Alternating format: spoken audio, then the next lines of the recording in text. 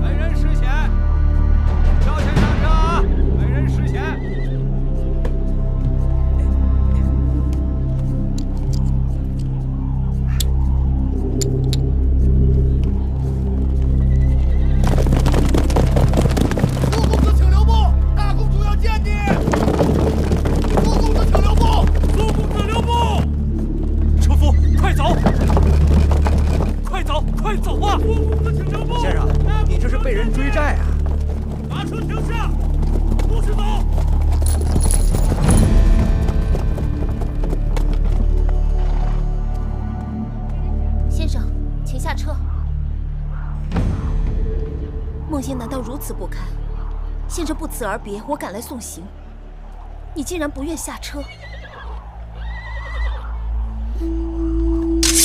下车！你给我下车！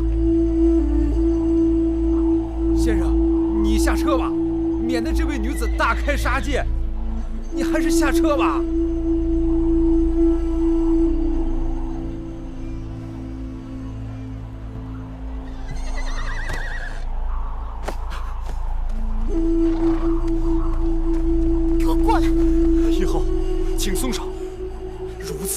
有损您的名声。我不松手，怕你走了。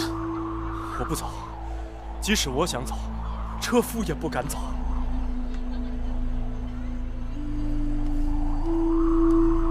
是我梦萦，求你千里传书，并承诺，若你有才华，定会得到我父王重用。没想到来时气宇轩昂，去时就衣敝履。先生。是我害了你。苏秦学识不足，不得赏用，客居在外，盘缠用尽，与你无干。为何你不肯接受我的金帛？男儿膝下有黄金，就算苏秦穷困潦倒，也不想错言无地。先生何苦这般为难自己？你是秦国公主，燕国王后，该顾及你的名节身份，还有你的孩儿。先生诧异，梦萦无国无父，连唯一的孩子都被赵国劫去了。我已一无所有，还讲什么身份名节？怎么了？你母子不是一起回到秦国的吗？我们离开韩国时，遭到赵人伏击，我的孩儿被赵国劫去了。那你父王没有派人去救吗？赵侯雍劫去我孩儿，打的就是劫持嫡公子，以谋取燕国王位的意图。就算秦国大军攻入赵国，都未必能夺回我孩儿。义后，你受苦了。孟莹认命了，先生不必怜悯。罢了。先生若有高见，还请赐教。在我看来，此事并不难办。先生若有办法，何不跟我一同回宫面见父王？不了，我数次上策论，你父王不屑一见，我又何必再自讨没趣？我随口一说，你父王愿不愿意采用，悉听尊便。先生请讲。燕国君臣意味逆天为人，不但国内动荡，更会引起诸侯不安。赵侯雍扣押了公子职，必是为了等候燕国内乱，他好乘机以拥立公子职为借口入侵燕国。但眼下，赵国军队还拖在函谷关，不能两面作战，想要一箭双雕，既解夫人之难，又解秦国之围的唯一办法，就是我们寻机挑起燕国的战乱，再以此迫使赵国不得不放弃与秦国为敌的策略，共同拥立公子职继位为燕王。那如何才能挑起燕国内乱？齐国。齐国？对。赵国有燕王哙之弟公子职，而燕王哙的儿子太子平却在齐国为之。燕王哙打算让位于子之，可太子平却因此失去王位，岂有不恨之理？诸国联兵攻秦，而齐国这次却没有加入。我猜他们必是为了等待更好的机会。只要在太子平身边挑起事端，齐国必将卷入燕国之乱，由此，赵秦两国便可出手。先生果然是旷世奇才，为何无人肯做伯乐石马，却使得明珠暗投？苏秦也认命了。义浩，愿你母子团圆，平安回到燕国，执掌一国。你我萍水相逢，有缘一回，今日告别，各自东西。先生，请留步。苏秦已经烧了为秦王所写的全部策论，就此辞别咸阳，不会再回来了。等等。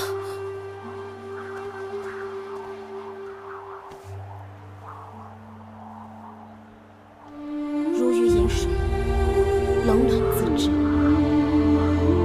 望先生的这件貂裘能带给先生孟莹给不了的温柔。先生，好生保重。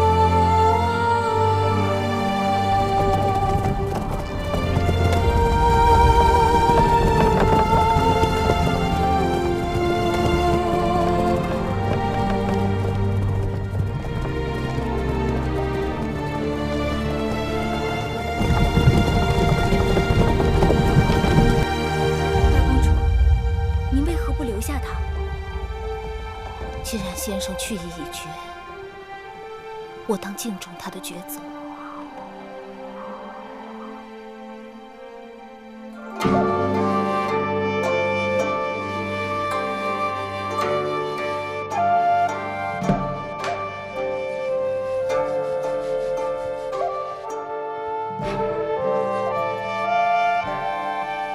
王后，好了，今日就练到这儿吧。什么事？苏秦已经离开咸阳了，大公主去追也没追上。苏秦能否追回来，全在大公主；能否留下来，却在大王了。此刻，大公主已经去了宣誓殿找大王，想必是想让大王把苏秦再给追回来。父王，如此一来，诸国困秦之局可转化为列国困燕之局，秦赵两国更可借鹬蚌相争，成为最后的渔翁。这全是苏秦想出来的。是啊，父王认为是否可行？类似的谋略，张仪也提过。看来苏秦的确有才。的确如此。大王，王后来了。让他进来。是。孟莹，你先回宫歇息，我会派人速速追回苏秦，并和众臣商议此事，争取让齐王早日发兵燕国。谢父王，孩儿告退。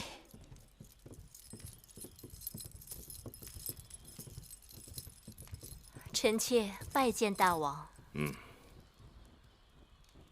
穆坚在。去把雍瑞给我召来。是。且慢，大王，可是要雍瑞追回那已经在回国路上的苏秦？不错。此事应在斟酌。为何？大王要使人追回苏秦，是因为大王看中了苏秦的才华。正是。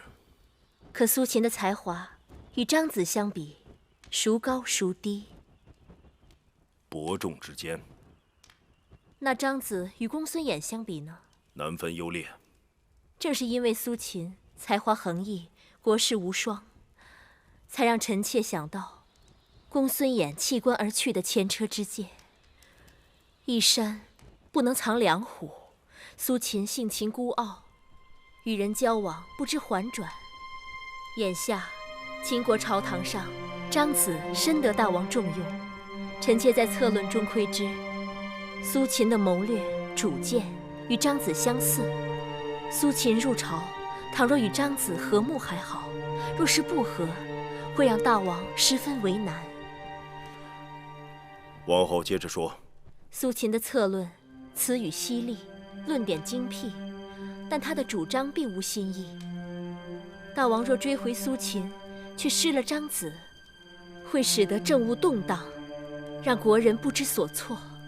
治大国若烹小鲜，不可用人不定，政令反复。寡人一用了张仪，就不能再用苏秦。王后说得对，此事作罢。王后昔日与张仪嫌隙很深，为何今日来为他说话？国家大计，远胜于个人好恶。好，王后很好。大王谬赞，臣妾只是想尽微薄之力，为大王分忧。王后祸目开金，达人大官，寡人从此要对王后另眼相看。舒儿过去散逸懈怠，全是舒儿的不是。我得舒儿，如周武王得一江，楚庄王得樊姬也。大王，臣妾哪比得上一江、樊姬那样的贤后？为女子者，困于闺中，眼界小，格局小，气量小，那是天生性情，也是后天所致。古往今来，很少有女子能够出类拔萃，卓绝群伦。寡人若能遇到一二，都是珍宝。大王，臣妾日日心系秦国与大王，只要秦国昌盛，大王欢喜，臣妾死而无憾。对了，光顾着说话了。天凉了，臣妾为大王熬制了川贝秋梨膏，让大王尝一尝。好，拿来给寡人尝尝。若是觉得不错，臣妾再为您做。好。大王已经知道了王后的好处，从此会更加好好珍惜王后和公子道。这只是开始。不过记住，千万不可在外面提起今日之事。为何？大王都说王后出类拔萃，于秦国有功呢。这功还是记在芈月头上吧。王后，你想，本来大王想派人请苏秦回咸阳，但却被人极力阻止。对呀，应当是芈月坏了大公主的好事。怎么会突然改变了主意？不是说好要派人追回苏公子吗？算我看错了他。公主知道这中间的缘由。在后宫之中，能让我父王改变主意的还会有谁？难道是芈月？除了她，我想不出第二人。议后，芈八子求见。不见，就是我身子不舒服。是。大公主平日就算身子不好，也从不会如此回绝夫人。除了身子不好，大约心情也不好。大公主好可怜，夫人该帮帮她。我想帮她，只是眼下不知如何才能帮到她。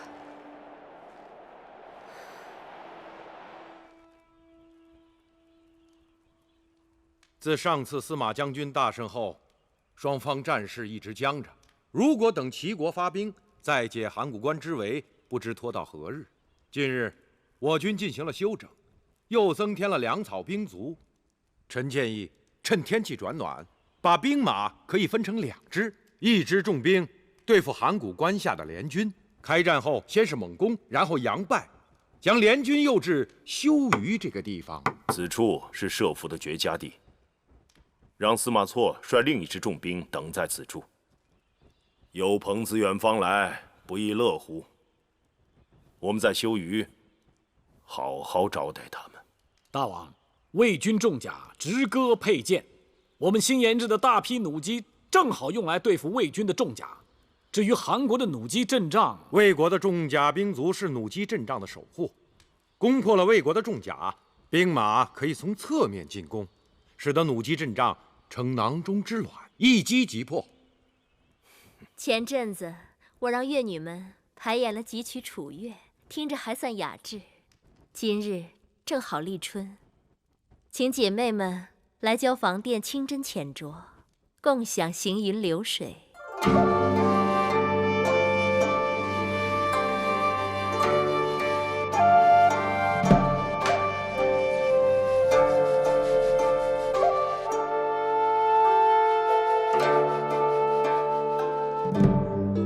来，姐妹们。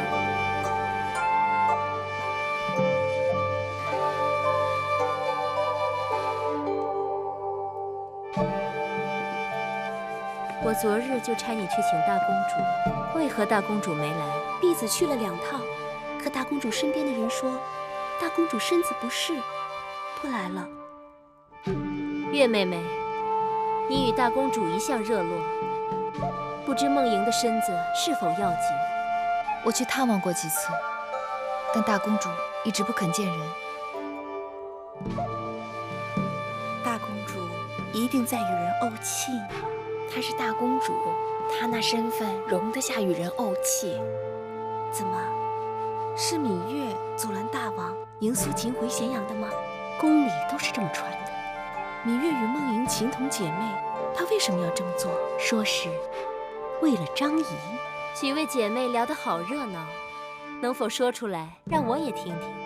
王后，大公主病得蹊跷，依臣妾看，还是得请一位靠得住的太医去诊诊脉才好。妹妹提醒的是，珍珠，奴婢在。你去找太医令，让他派个好点的太医，专门照料梦莹，好好调理她的身子。是，奴婢这就去办。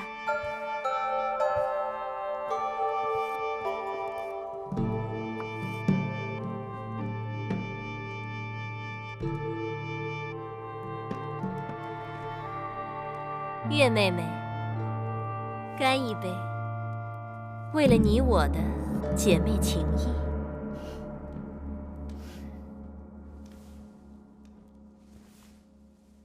公元前317年，秦前左庶长初利基率军出函谷关，反击韩赵魏3国联军，于休于大败联兵，斩敌8万多。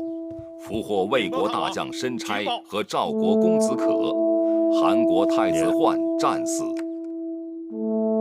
函谷关之战是战国时期最后一次诸侯合纵攻秦之战，从此六国再也无法抵御秦国的兼并。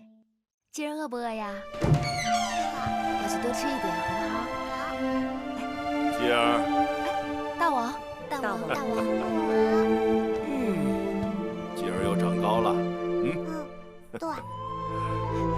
大王今日这么早就下朝了？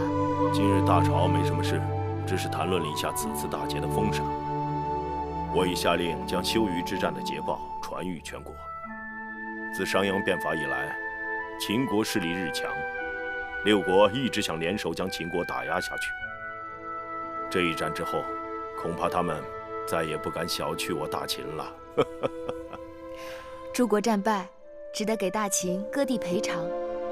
张子这次出使列国，定会风光得很。大王，是否让张子出使，先去赵国？我知道，你这是为大公主计。哎，好香的饭食啊！寡人在这里用晚膳。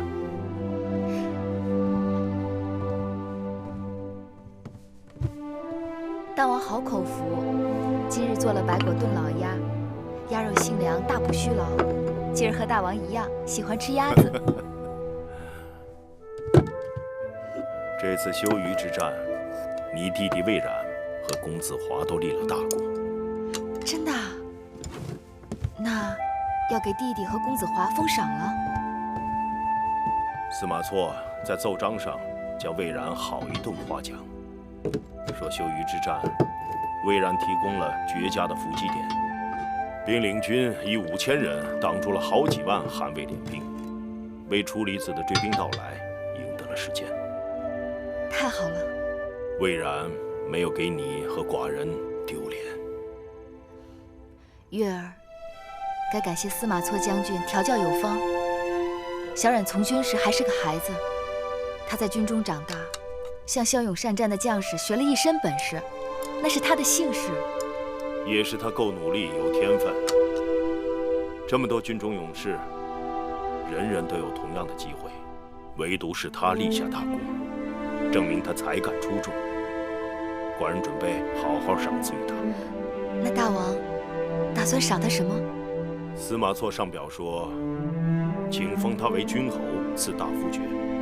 寡人劝你封他为皮将军，赐攻城爵。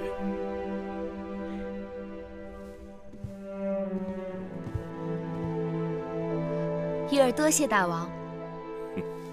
小丫头，此次为何不谦让了？当仁不让。倘若大王因为宠爱我而赏他，或者是他绝不抵攻，那才需要谦让。如今大王赏赐他，是因为魏冉自己立下的军功，我何必替他谦让？好一个当仁不让！更何况，大王欲提拔军中青年将领，以替代世袭军将以及老军头，月儿深以为然。眼下前门收拾了猛虎，后门该教训恶狼了。寡人腾出手来，打算关照一下搅扰我大秦多日的一群人。那大王打算让谁去？我知道了，定是那个刚刚被封了皮将军、赐攻城爵之人。大王放心，魏冉定会知恩图报，再立新功。知寡人者，芈月也。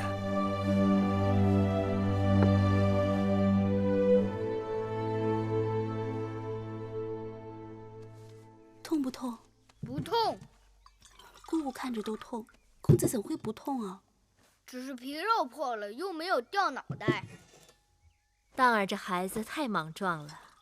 早上荡儿和壮儿一同去骑马，内侍们照应不周，2个人都从马上摔了下来。壮儿疼得直哭，荡儿却一滴眼泪也没掉。勇敢是我秦人之美德，为王者要有气壮山河、勇冠3军的气势。大王还夸他，您瞧这一身新衣，半日就被扯了好几个口子。新衣破了可以缝补，像壮儿那样，胆子破了，拿什么缝补？父王小时候也打架吗？荡儿休得无礼。父王小的时候是个打架高手。怎么样？父王小时候也打架，而且还是高手。这孩子，整日和小内侍们混在一起，摔摔打打的，我都担心他受伤。父王的天下都是打下来的，还是昨日一个打他们2个，今日我要打他们3个。好啊！公子人小志大，好厉害！壮哥哥，走！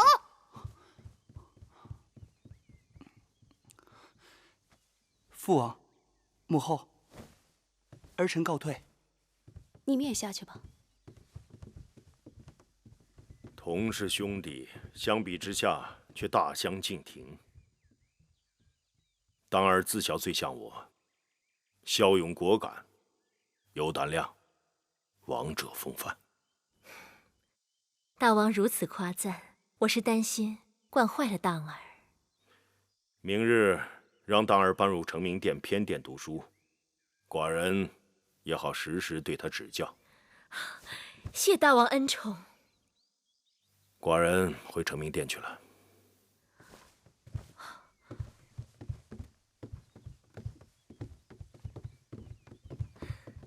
恭送大王。人家都说进了成明殿偏殿读书，就是为立太子做准备。大王当太子前也是在成明殿读的书。这话不可到外面乱说，让大王听见就不好了。王后，大王还下令封了芈月的兄弟魏冉为皮将军，赐功成爵，还不都是因为芈月？且不说芈月在大王眼中的分量，那魏冉封爵是因为在函谷关立了军功。只可惜我身边没有一个能为我争天地的好兄弟。不过大王最中意咱们公子，王后有了公子，再高的爵位哪比得上未来的大王？昨日甘茂与张仪在朝堂上又吵了起来，甘茂和张仪历来不和，大王提拔军中新进少年替代世袭军将，必然引起甘茂等朝中旧人和老将军们的不满。珍珠，你去给我拿500斤，外加100匹楚锦，给甘大夫送去。他也是楚国人，曾是石举先生的弟子，我们对他更该亲近些才是。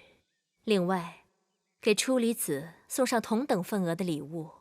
他是荡儿的王叔，亦是左庶长，大王向来依仗他，朝廷里有他说话，大不一样。若甘大夫和初离子问起来，这不年不节的，何以送如此重礼？就说荡儿从小热心军务，希望有朝一日得到甘大夫和初离子的悉心指教。是。绿儿，快点，快点！公子，公子，慢点跑。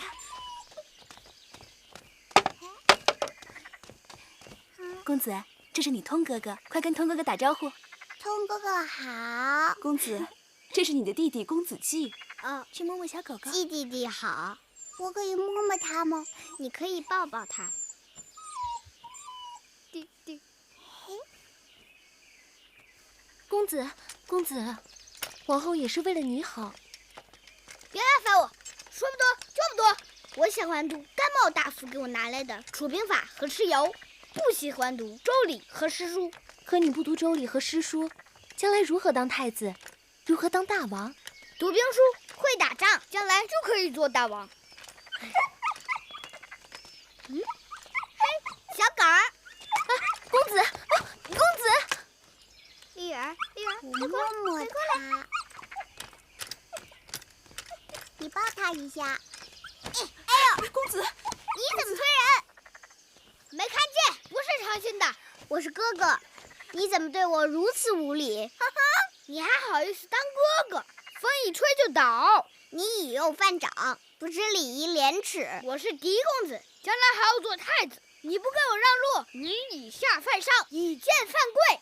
你当得上当不上太子是父王说了算。好，就算我当不上太子，可眼下本公子就推你了，你又怎样？你欺负人，欺负你又怎么样？别跟他一般计较。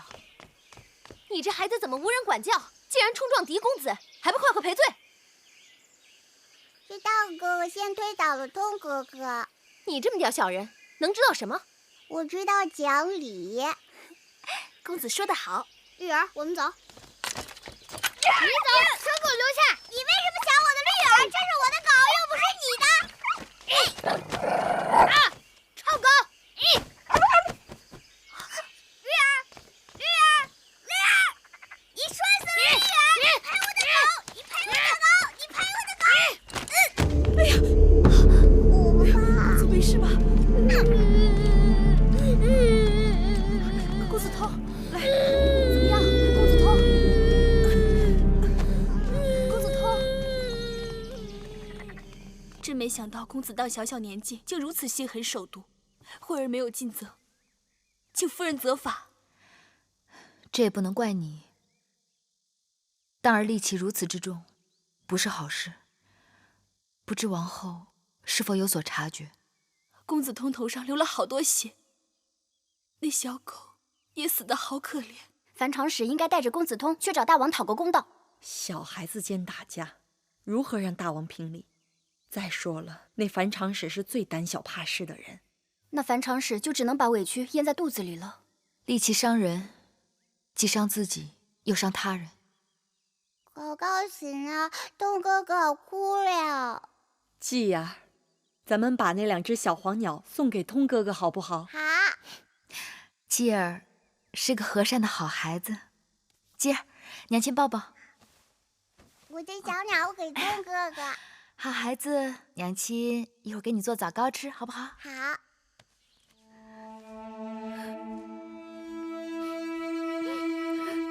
樊长史也别太伤心了，小孩子伤口长得快，换几次药就会好的。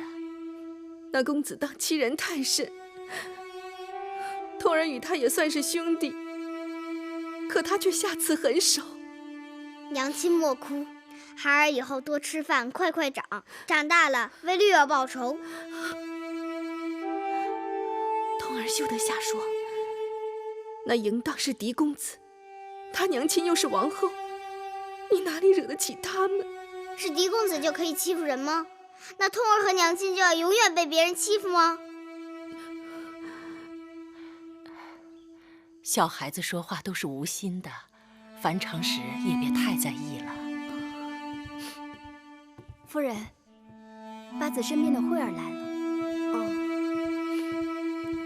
樊长史，八子让我过来看看公子通伤得厉害吗？这是一盒生机神仙散，八子说是治跌打的灵药，给小公子敷上，等伤口好了以后，连疤痕都不会留。不错，这里面有川贝、冰片、龙骨、麝香，的确是好药。这个是公子季送给公子通的小黄鸟，公子季说等有功夫，他来陪哥哥一起玩。回去替我谢谢八子，告诉他，等过一日通儿好些，我便亲自带着他去八子那儿道谢。樊长史不必多礼，惠儿告退。智婆婆，你看这2只小鸟多好玩。有些人我们惹不起，却躲得起；可有些人，我们一定得记住人家的好啊。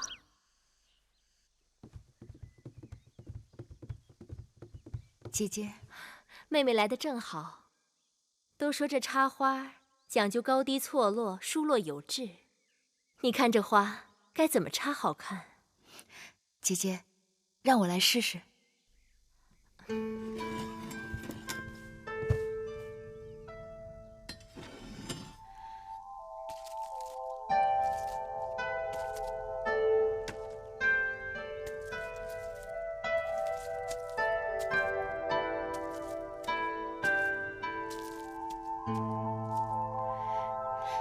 姐姐，你看，这样如何？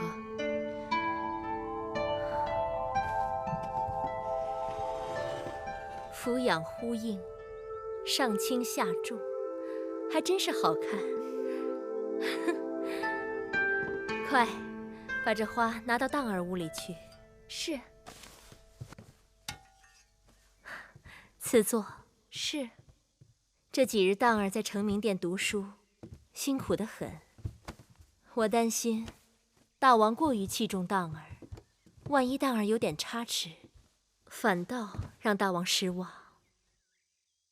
大王是希望公子有一日能成为气力大统之人。是啊，都说当儿虽小，但有王者风范。王者应具有五德：勇、智、仁、信、忠。勇则不可犯，智则不可乱，仁则爱人。妹妹像是话中有话。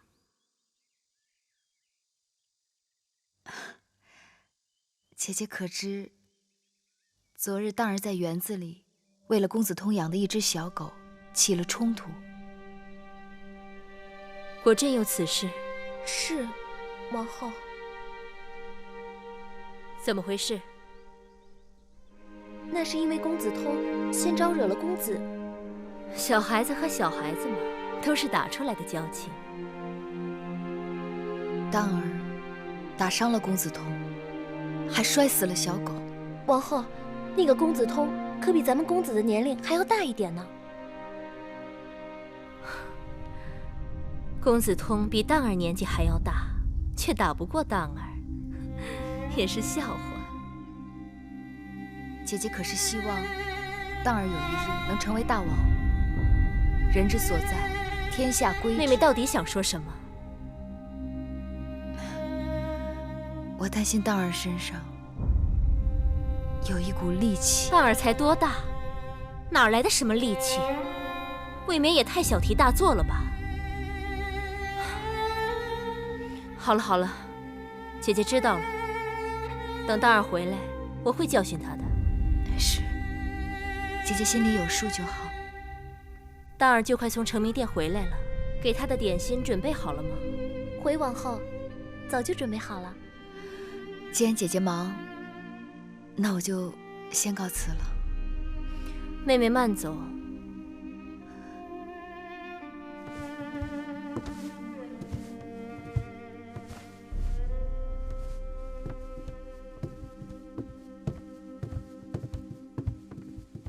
上门数落我们公子，不过是嫉恨大王恩宠我们公子，没有抬举他家孩儿。哼。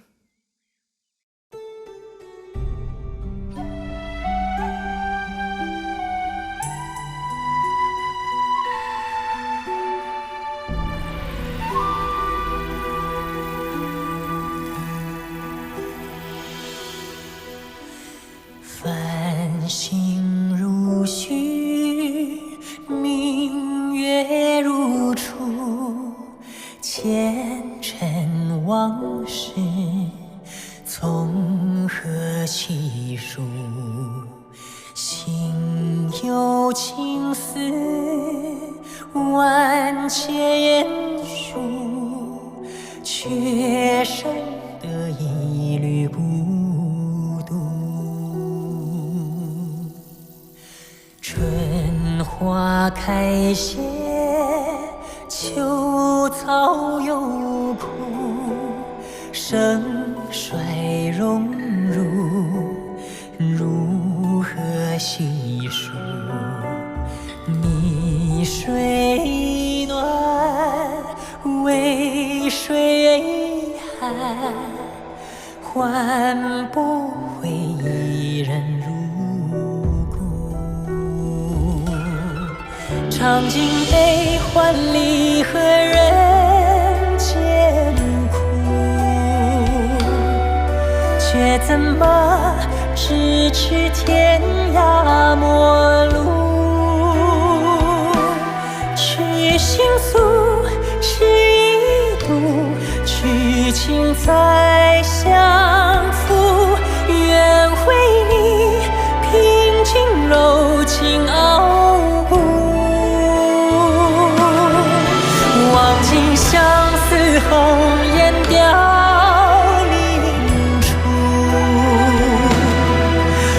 之月，与你朝朝暮暮。爱如星，恨如骨，生死再相负。愿为你永生永世守护，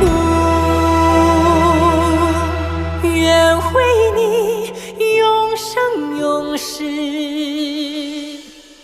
守护。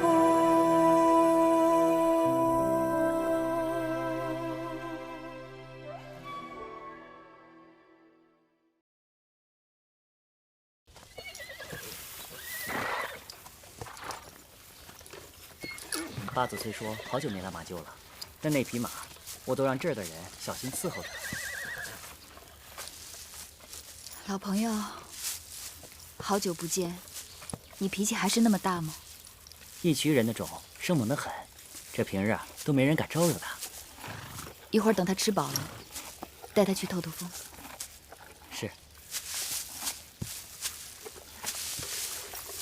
大公主。大公主，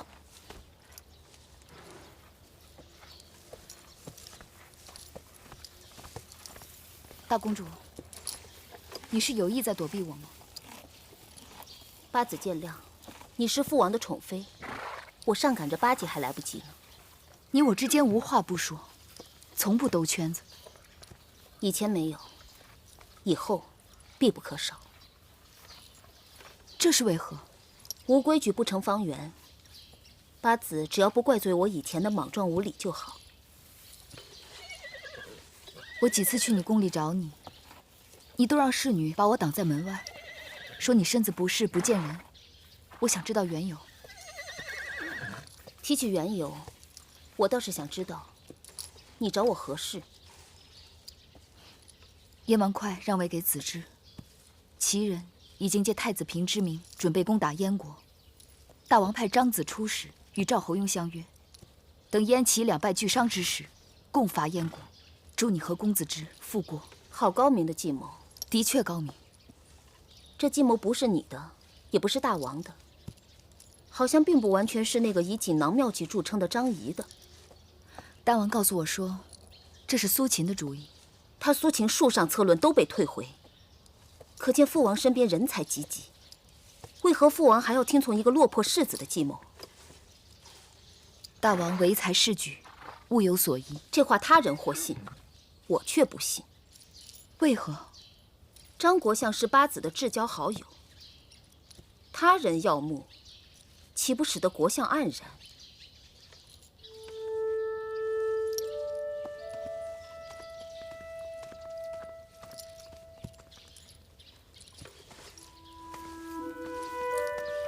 大公主，这是怎么了？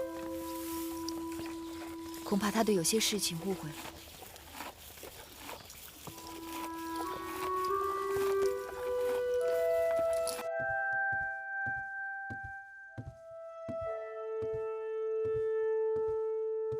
大王，王后来了。昨日听到大王有些咳嗽，臣妾特地熬制了贝母百合羹，给大王润肺。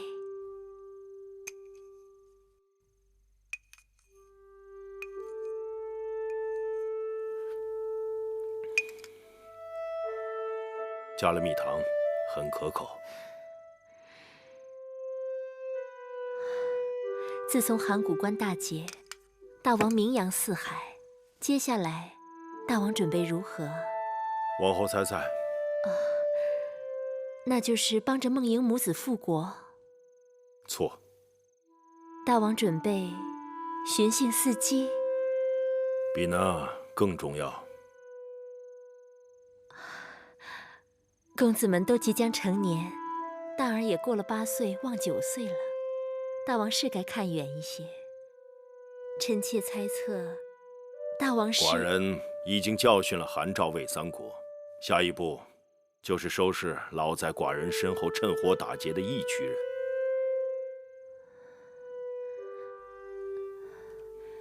前些日子，大王不是让司马错带着魏冉去收拾义渠人了吗？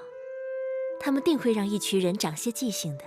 今日战报，魏冉连连击溃义渠兵马，眼下义渠王已经被秦军围困在他的老营，寡人打算亲自带兵去征服他们。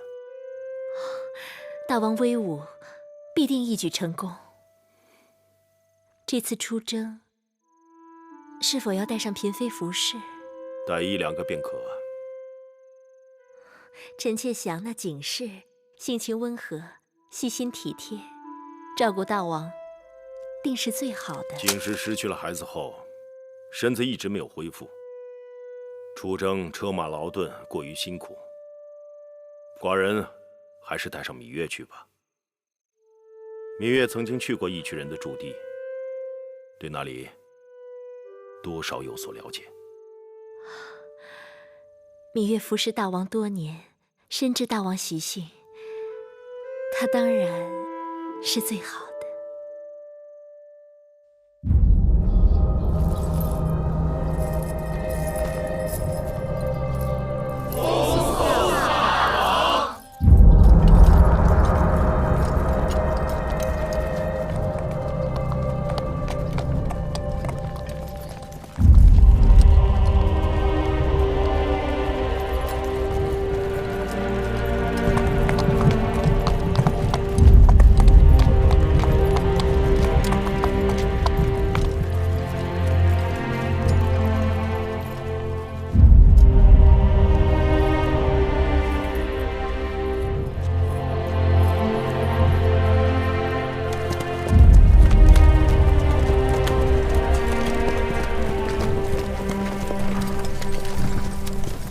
臣魏冉拜见大王。免礼。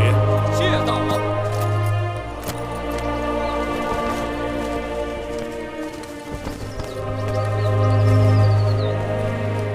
这就是义渠老营吗？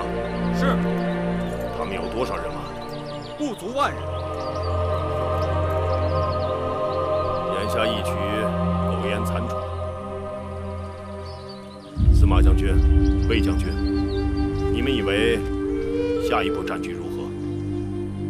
义渠人向来狼戾不仁，这几个月咱们打了几场大仗，俘获了不少义渠人马，也算是给了他们一个教训。现如今，义渠王和他的部下就被围困在这山谷里。前几日还派人传出信来，说愿意归降秦国，让咱们尽快派人前去商谈。不过困兽犹斗啊，有探马报告说，山谷里兵马调动频繁，只怕义渠人是打算假归降，而趁商谈之际拼死突围。兵以诈立，义渠人天生桀骜不驯，寡人要当心他们表面一套，背后一套。芈八子，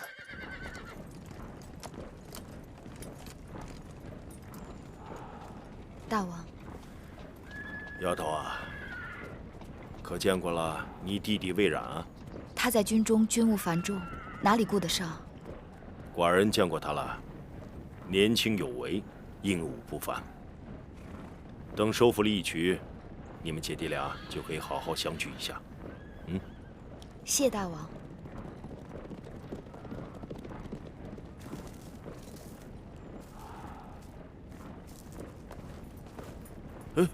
这是干嘛？大王别动，给你戴顶花冠。好看。如何好看？以你嫣红，老伯戴上花冠，比戴王冕好看。后宫女子也就是你，以为花冠比王冕好看？他们是太看重那顶王冕，而不在意是否好看。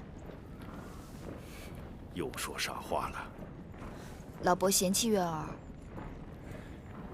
傻有傻的好处。有何好处？赤子之心，纯一不杂。谢老伯夸奖。这些日子，老伯鞍马织劳，辛苦了。要不要跟月儿去外面散散心？草原是郁郁葱葱，美不胜收呢。寡人打算明日派人跟司马将军一同前往义渠营地，商议接纳义渠王归降之事。一来，探探他们的虚实；二来，也要他们知道秦军这边以逸待劳，严阵以待，免得他们仍存侥幸之心。这个人最好跟义渠有点交情。若是张子或者雍大人能在就好了。张仪出使列国未归，临行前雍瑞有病了。司马将军过于耿直，遇事不善转圜。那老伯觉得月儿如何？你不说，寡人正想问你。那义渠王听说你跟寡人来了，竟派人来说要见你。他知道我一定会去找他的，因为义渠大营里有芈月的兄弟，就是那个被狼养大的孩子。是啊，所以还是由我陪司马将军前去，只当是探访故人。即使他们有所算计，也不会特别提防一女子。好吧。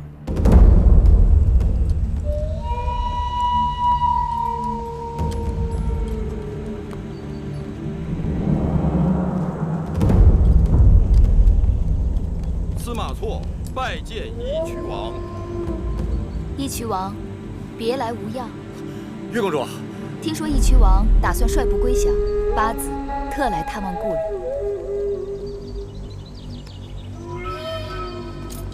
大王，大王，月公主身为秦王的宠妃，亲自来到我义渠大营，是我等的荣幸。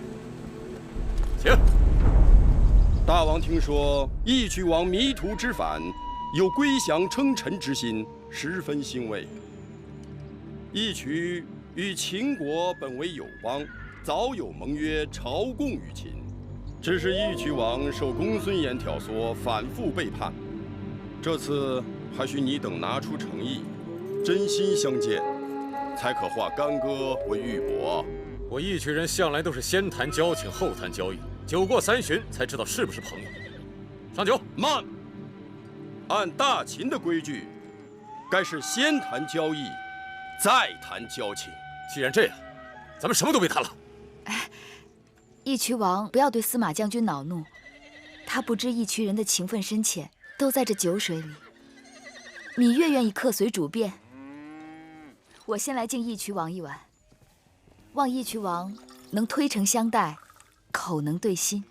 月公主早年在我义渠做过客，也该知道我义渠的习俗。来，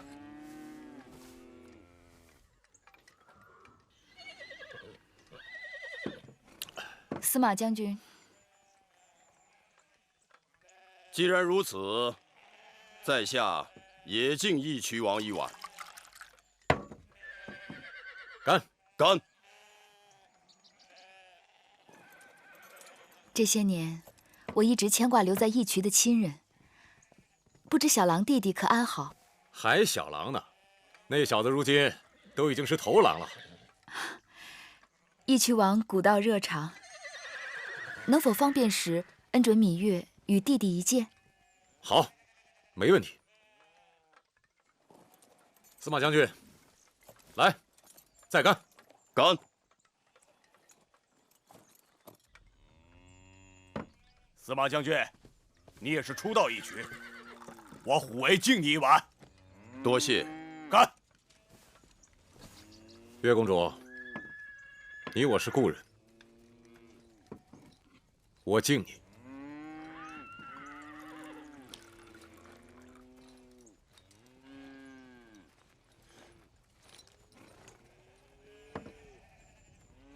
义渠王说是要归降大秦，可我刚才进来前，看到义渠兵马枕戈待旦，戒备森严，毫无懈怠，这不像是要休战的景象。我们义渠人的命是自己的，这睡觉也得睁一只眼。这是你的老营，是你们义渠的地盘，你若不想归降，秦军谁又能围得住你们？可见我义渠人归降之心绝无虚假。明明是待价而沽，却说自己诚心实意。你那一曲草原，大半都到了秦国手中，你就算逃出这山谷，又能有何作为？如此说来，我义渠只能向秦国称臣了。不过，我既已称臣，秦王必须以礼相待，从此两下相安无事。可秦王要的，并非是义渠名义上称臣，而是真正的归降。义渠王去王号，改称义渠君，也就一字之差。义渠治理也都要推行秦法。什么？义渠是我的义渠，为何要推行秦法？既然义渠王对秦王称臣，那义渠就该是大秦的国土，推行秦法也理所应当啊。你要是这么说，归降之事不谈也罢。义渠王糊涂，你想想，自从大秦推行新法，国强民富，天下无敌，立威诸侯。既然秦法对治国治民有好处，你为何不先试一试，再说不呢？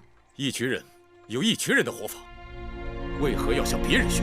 你那活法若好，就不会被秦军铁桶般围在这山谷里。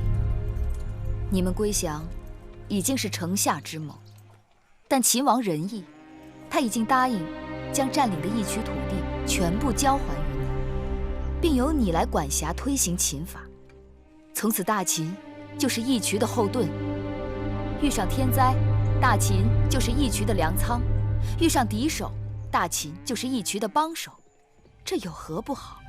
义渠王是聪明人，秦王愿意从此与义渠化干戈为玉帛。秦国强大，义渠也强大；秦国富足，义渠也富足。义渠众生的福祸，只在大王的一念之间。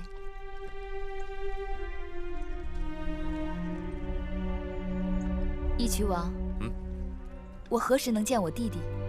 本王改主意了，我看你们姐弟还是先别见了。啊，义渠王这是何意？等我们这桩买卖真正谈妥之后，你们姐弟再见也不迟。大王，谢大王。谈判的人已经回来了，义渠人接受了全部归降条件。好，义渠人这次总算学乖了。那还等什么？我们可以举杯庆贺了。是。魏将军，你姐姐很好，有空去看她一下吧。谢大王。让我们一起敬秦王！敬秦王！敬秦王！干！干！来，大家再敬秦王一个！敬秦王！敬秦王！敬秦王！敬秦王！干！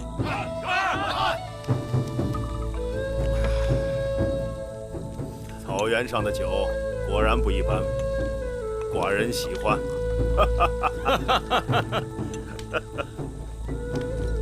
芈月公主，这草原上的酒，秦王说了很不一般，难道你不想尝一口？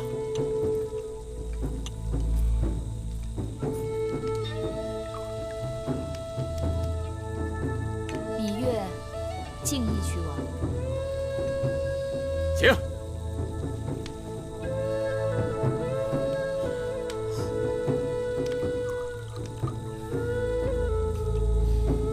芈月公主，你果然是女中豪杰啊！秦王，刚才你说这草原上的酒很不一般，其实啊，我这草原上的女人也很不一般，不知秦王你是否喜欢啊？女子似酒，又不是酒，要看个人的口味。寡人就喜欢芈月这种口味。不知义渠君的草原上有没有同样的女子？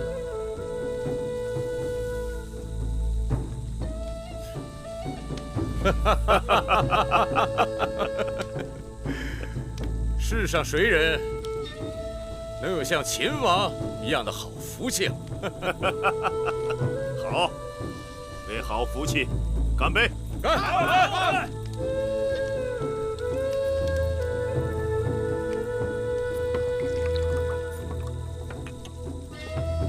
魏冉将军好酒呀！干！大王恕罪，芈月约了魏冉弟弟相见，去就来。去吧。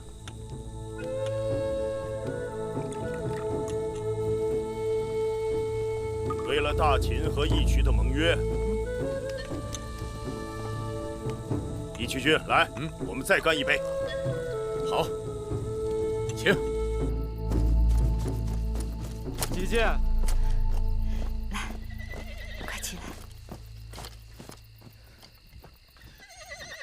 姐姐，这几年东征西讨，也没什么时间跟姐姐相处。皮将军，近来可好？啊，姐姐还拿我打趣。姐姐这是高兴。我已经有一大块封地了，所以以后不管姐姐有何事，小冉都能为姐姐遮风挡雨了。小冉长大了，也懂事了。嘘！什么人？出来！怎么了？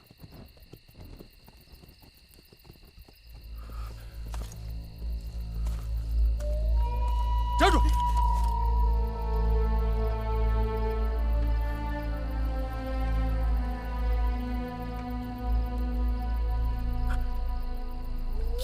姐姐，你是？姐姐，你是小狼？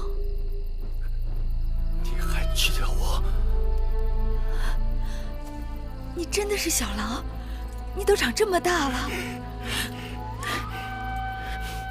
你干什么？姐姐，他是谁？他是小狼，是我弟弟。弟弟？姐姐，我不喜欢他。好了，来，你们都是我的好弟弟，我们找地方说说话。姐姐，以前可从来没听你说过，你还有这么个弟弟。他是小狼，是我在义渠时认养的弟弟。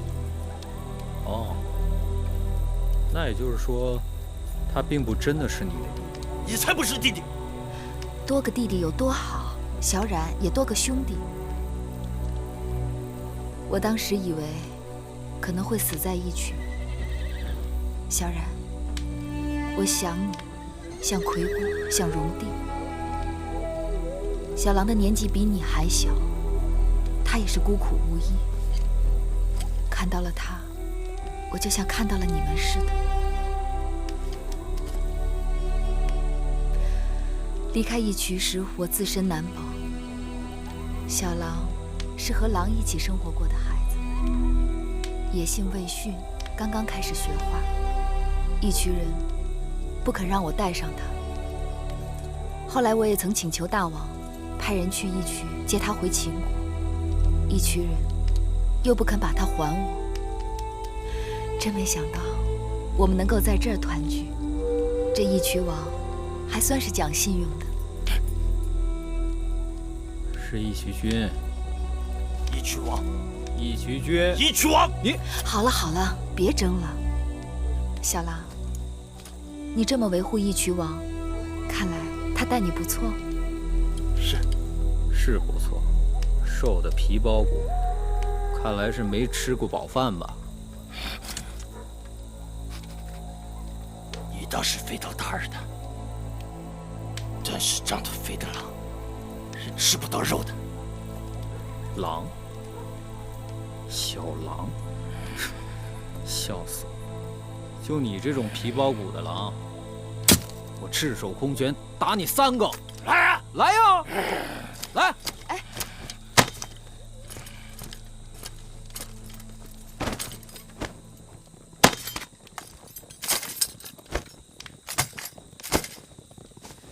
是要干什么？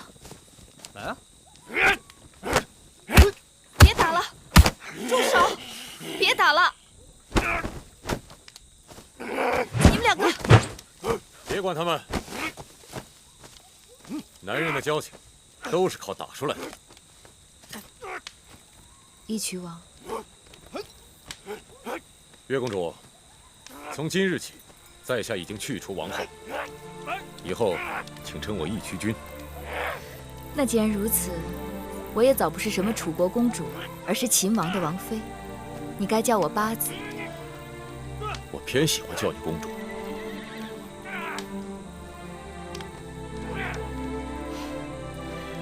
就你这脾气，我真没想到，你也会对谁俯首称臣。此一时彼一时，更何况做你的臣子，我心甘情愿。义渠君，拿我说笑了。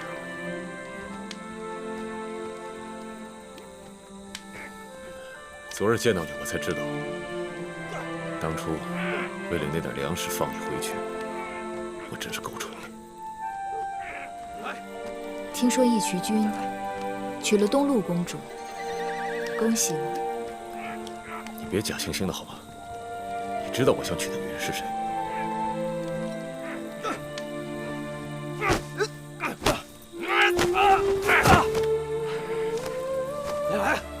小郎身手不错，看来义渠君的确很照顾他。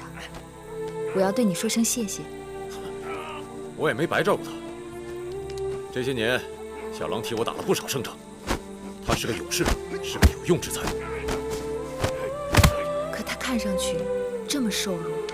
哎，你别看他瘦弱，他吃的比谁都多，打起仗来比谁都狠。他就是怎么吃都吃不胖。我问过老吴原因，老吴反问我：“狼就是狼，你见过肥胖的狼吗？”老吴风趣得很。也许当初是在狼群里生活过的原因吧，我看他这辈子都胖不起来。但是啊，你别看他瘦弱，他的力气可比谁都大，多少个大汉都打不过他。哎，你看。好了，别打了，自家人使出身手就罢了。小冉，听姐姐话。没听见公主说的话吧？回来。小冉，当初亏得没让你跟公主回咸阳，要不然以你这狼脾气，不知道要惹出多少祸来。既然我们姐弟三人受义渠君之恩惠，有幸团聚。那义渠君能否好人做到底，将小郎还我？公主啊，你知道我的为人，我从不做好人。小郎大了，腿在他身上，你留不住他。是吗？哼，小子，你不会真的是这么想的吧？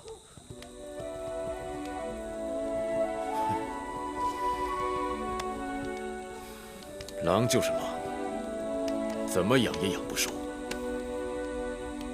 行，算是个人情吧。以后你想起来，还能念我个好。小郎，可以和姐姐哥哥回家了。谁是哥哥？他打不够，再来啊！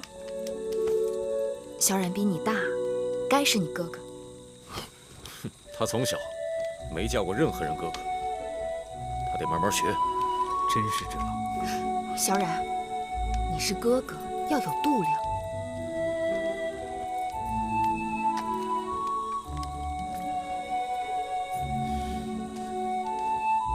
哎，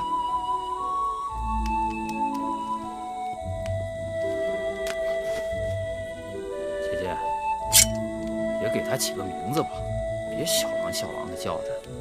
倘若将来有一日，他跟我在军中立了军功，也得有名有姓，有个出处。嗯，小冉说的有道理。哎，我想起来了，当初在狼群里找到他的时候，他身上挂了个铜牌，上面铸了一个“白”字，莫不是他的姓氏？白，姓白。对了，你姓里的确有一分支姓白。小郎，你真是注定要做我弟弟。姐姐说姓白好，就是好。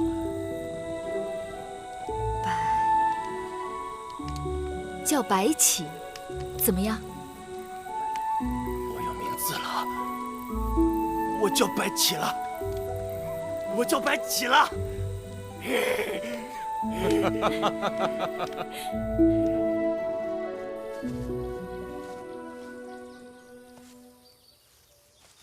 这次收服了一群人，你立了大功，要寡人怎么赏你？那就让老伯背一背芈月。小丫头，讨赏讨得无法无天。老伯不肯赏就算了。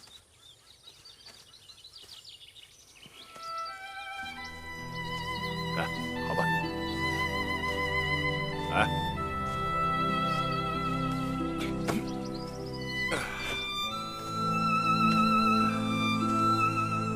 小丫头，那义渠君看你的神情有点古怪啊。如何古怪？像狼捡到了肉。即使是狼，他也要忌讳大王手中的利剑。你找到你那义渠的弟弟了吗？是，臣妾还给他取了个名字，叫白起。好，那你打算怎么安置他？臣妾想让他跟着魏冉从军。好，血性男儿，罪恶沙场。寡人喜见你的弟弟们都成为大秦的社稷之器。多谢老伯。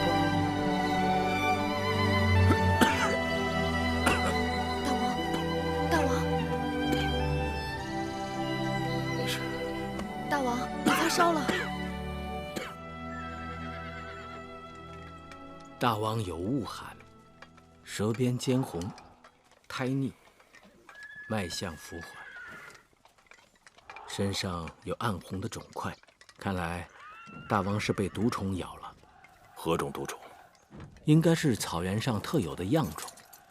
我这就给大王开药，只要悉心调养几日，慢慢会好起来的。大王，咸阳来人急报，说齐国出兵攻打燕国，杀死了燕王哙，又将子之剁为肉酱，并与中山国相联手瓜分燕国，燕国大乱了。这就是说，我们的机会来了。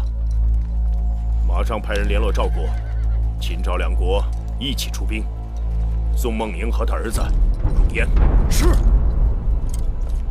马上备驾，寡人即刻回宫。是。大王，你还病着呢。被小虫咬两口算什么？不疼不痒，还不如蚊蝇厉害。大王不可小觑那恙虫，若不及时诊治，后患无穷啊！你是寡人的太医令，跟寡人一同上路，寡人有你任意调理，可以高枕无忧了吧？大王，事急从权，寡人和司马错将军先走一步，这里的未尽之事就交给你了。大王，这样一来，是不是大公主孟莹很快就要走了？对，这也是她的机会。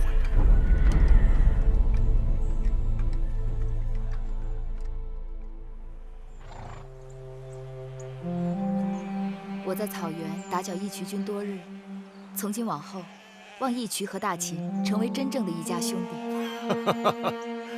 既然是一家，你们秦王刚走几日，你就急着要走？即便是一家兄弟，也不可总住着不走啊！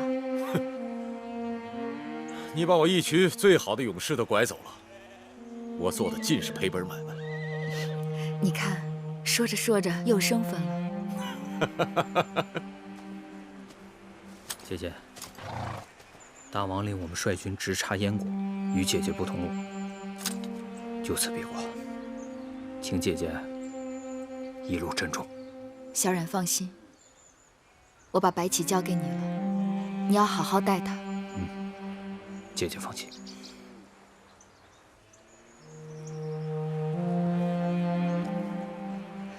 白起，跟着魏冉哥哥腥风血雨，要学会保护好自己。姐姐，你在咸阳等我。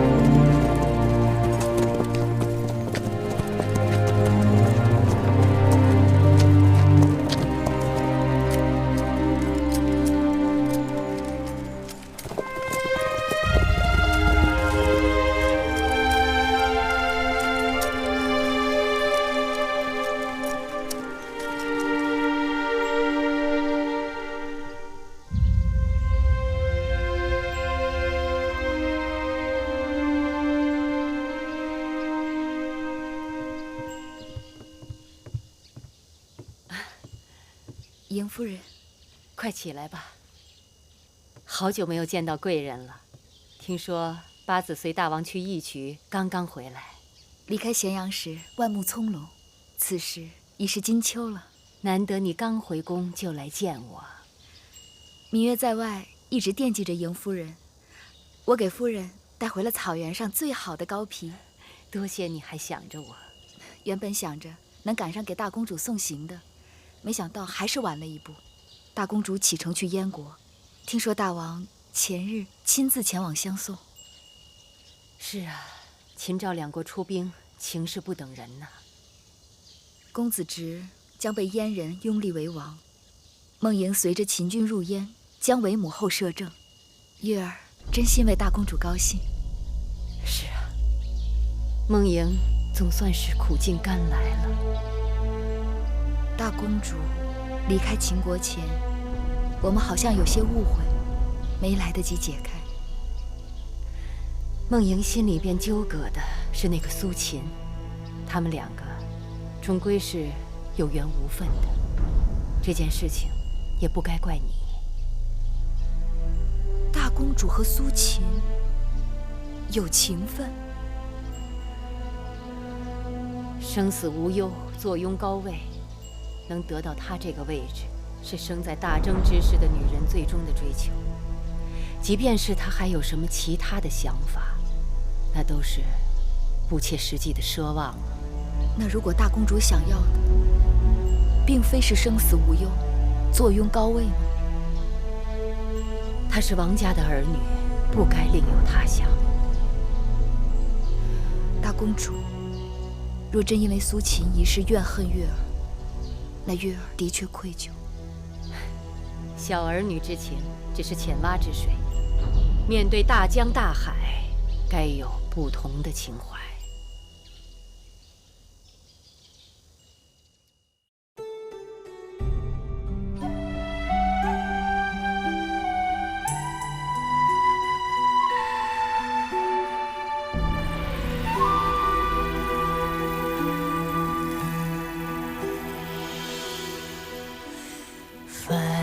星如许，明月如初，前尘往事从何起数？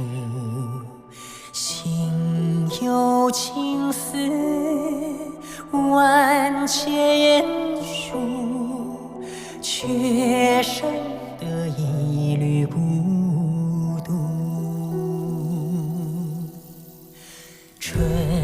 花开谢，秋草又枯，盛衰荣辱，如何细数？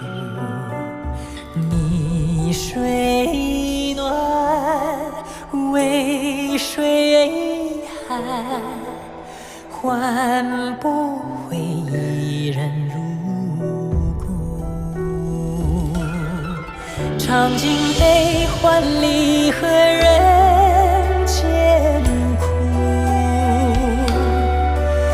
也怎么咫尺天涯陌路？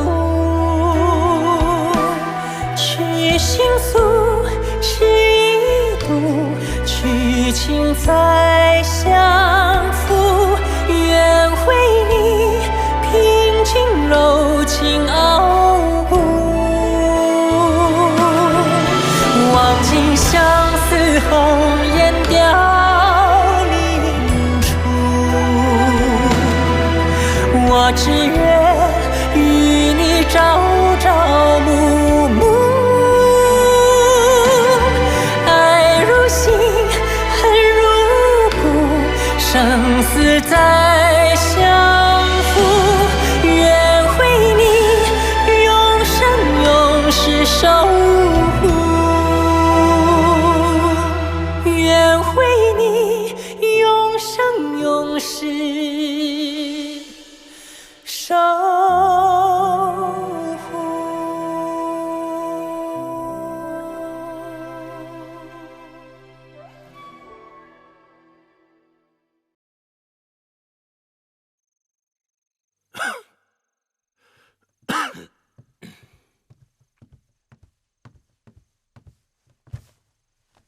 大王，趁热喝了吧。太医令说，大王在草原被毒虫咬了，一直没有好好的调养诊治，老这么拖着，就给耽误了。太医若不常说些吓人的话，又怎能从寡人这儿拿到俸禄？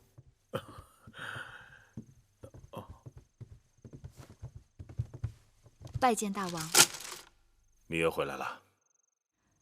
听说大王亲自将大公主送出咸阳百里之外，刚刚回宫。寡人并非多情善感之人，但是这次梦莹要走，心里突然有些忐忑，所以多送了些路程。大王的病一直未痊愈，该多注意身子。大王，把药喝了吧。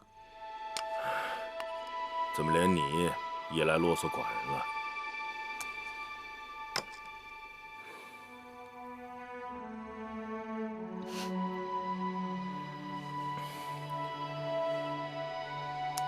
多谢大王。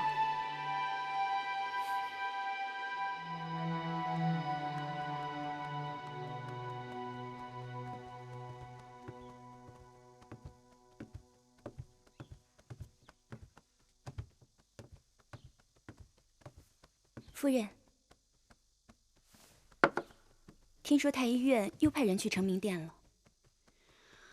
唉，自从2年前大王去了那义渠草原，被毒虫咬了，这身子就一直没有调养过来。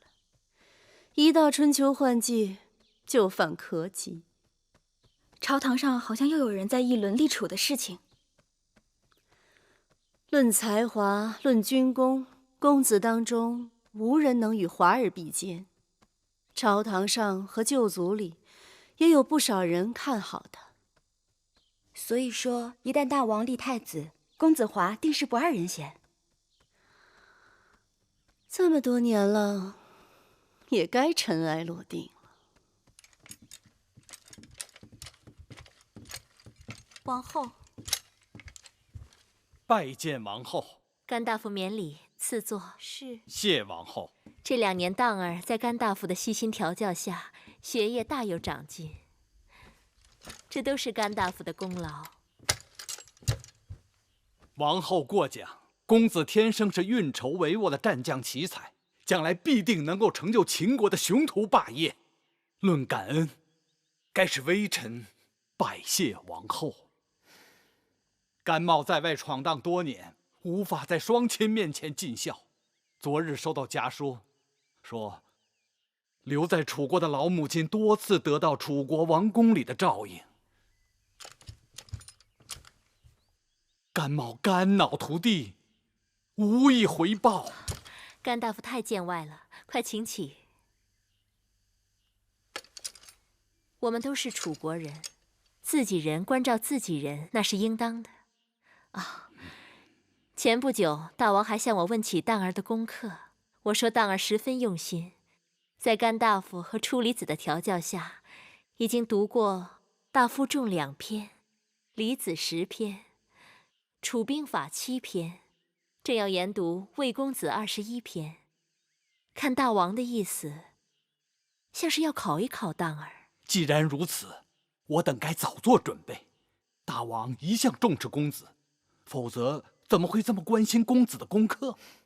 这看重是一回事，立储又是另一回事。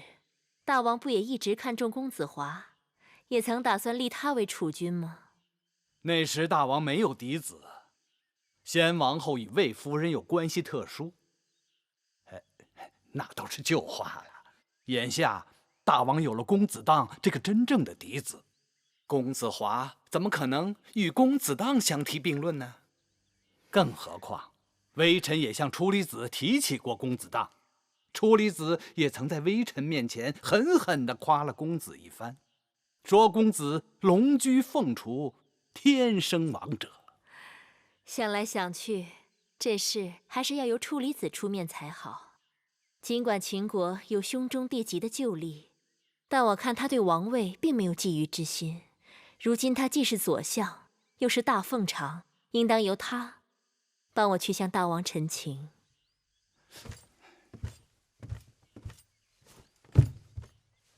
王后，在臣心目中，公子是太子的不二人选。只要朝廷商议此事，微臣定会鼎力支持公子。那就有劳甘大夫了。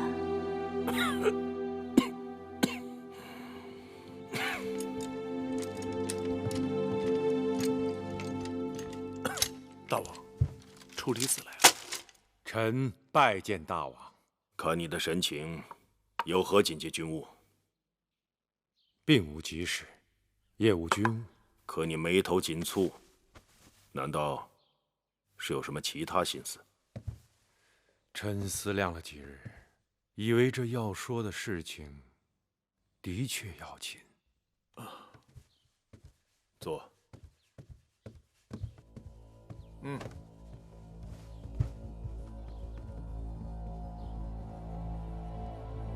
大王，我们此时所处之地，乃周王旧时公社，因周幽王宠爱褒姒，乱了嫡庶，以至于太子平出奔申国，人心不服。犬戎攻破西京，平往东迁，将犬戎占据的旧都抛给了我秦国的先王。先人们浴血沙场，无数白骨，方才有了今日大秦之强盛。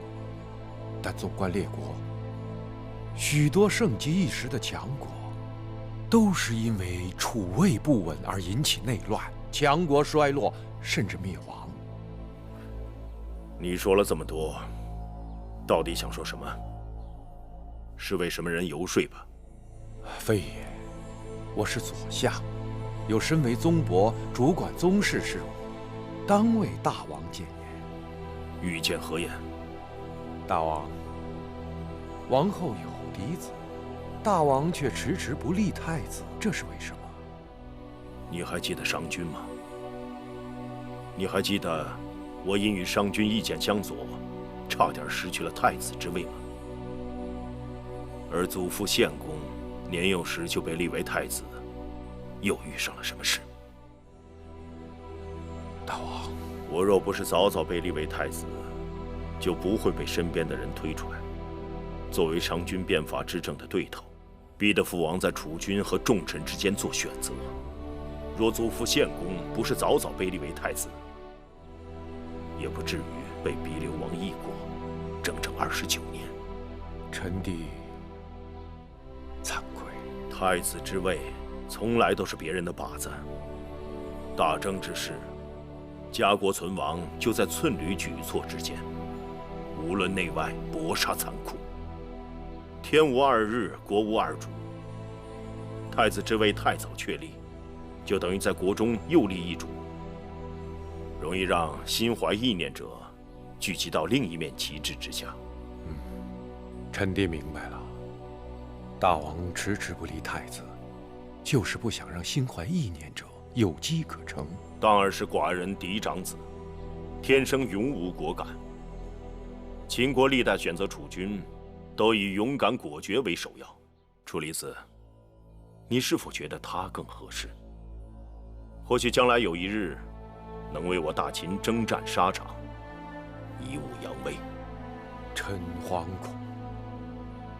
大王英明，公子当好武力大无比。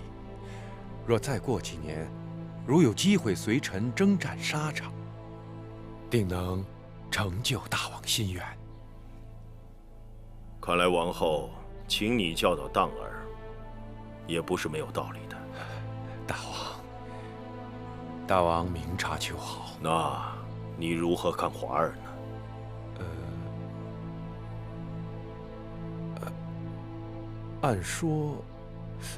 按说公子华是大王的长子，好学上进，又多有军功，是个可塑之才。只是他的生母和其魏国背景，恐怕对他有所拖累。华儿才华出众，在诸公子中颇具威望。寡人只想对自己的每个孩儿都能做到公平。都说大王宠幸芈月，所以也难免爱屋及乌啊。继儿率真可爱，冰雪聪明。寡人政务繁忙之余，逗弄小儿郎，削发舒心。臣弟以为，那公子季既然是幼子，不必肩负国家重任，大王格外溺爱些也无妨。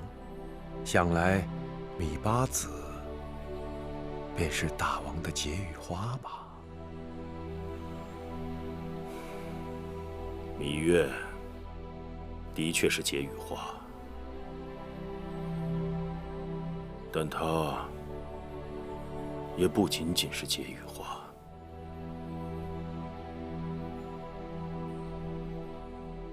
你到底在担心什么？是怕寡人专宠妇人而乱了朝纲吗？臣弟追随大王多年，岂有不知大王为人的？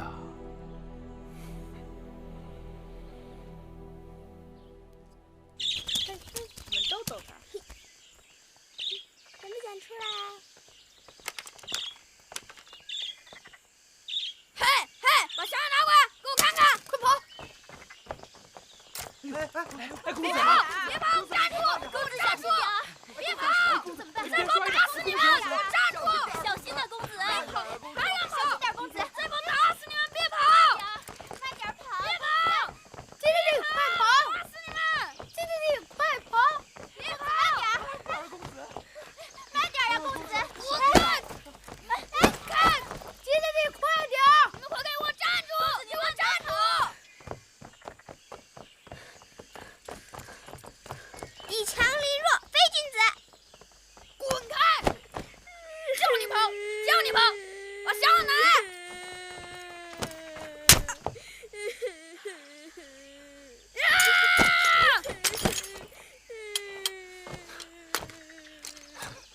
你是谁？竟敢对我无礼！我是谁？我是你哥哥，你欺负弟弟，我替父王管教管教你。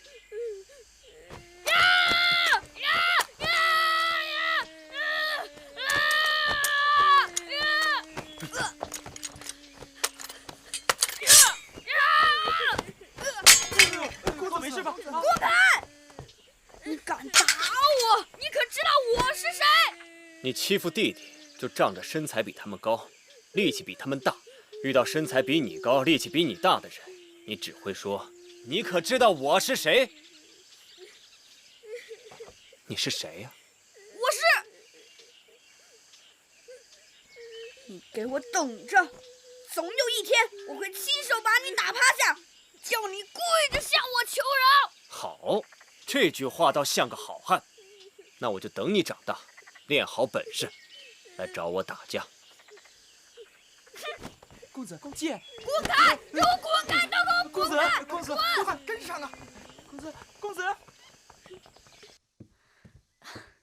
夫人，夫人知道公子要回来，早早就熬好了桃花粥，等着公子了。春吃鲜花，夏吃果，秋食野菌，冬喝汤。你在军中辛苦了，春天喝点桃花粥是最活血养颜的。母亲为孩儿太操心了。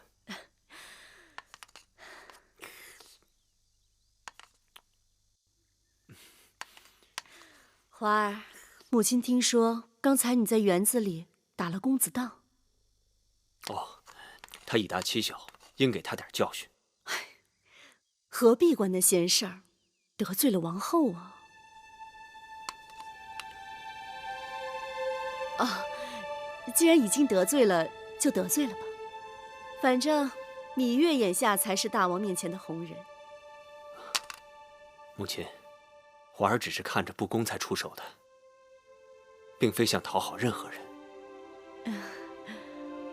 华儿向来最懂事儿了。快，趁热喝了吧。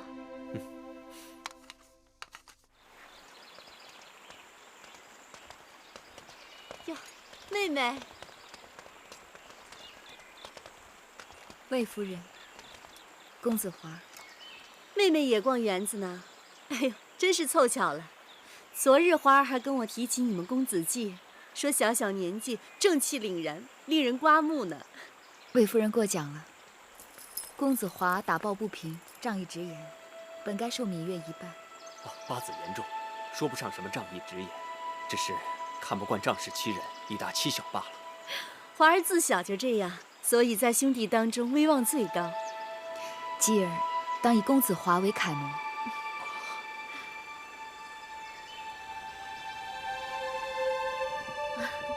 妹妹可算来了，我特地派人叫妹妹过来。姐姐，快过来。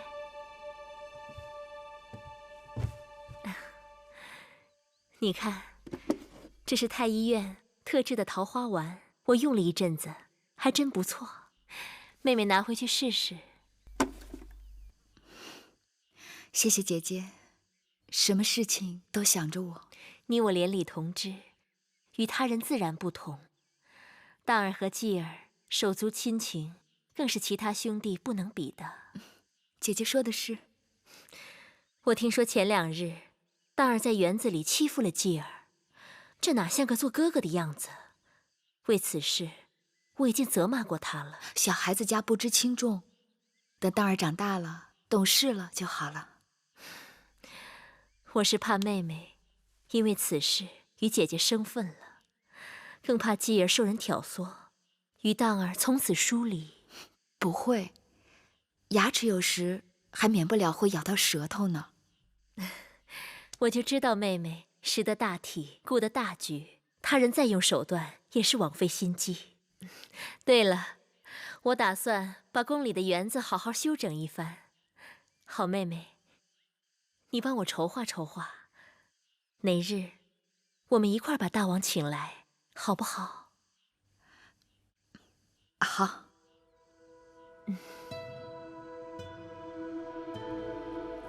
大王整日忙于政务，臣妾想把这园子整治一下。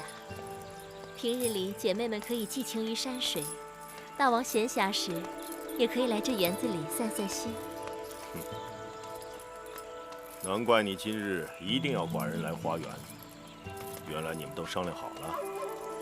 是王后的提议，我只是帮着王后把大王请到花园里来。那王后打算如何做呢？臣妾已和众姐妹们商量过了，群策去群力，倒真是有了些好主意。说来听听。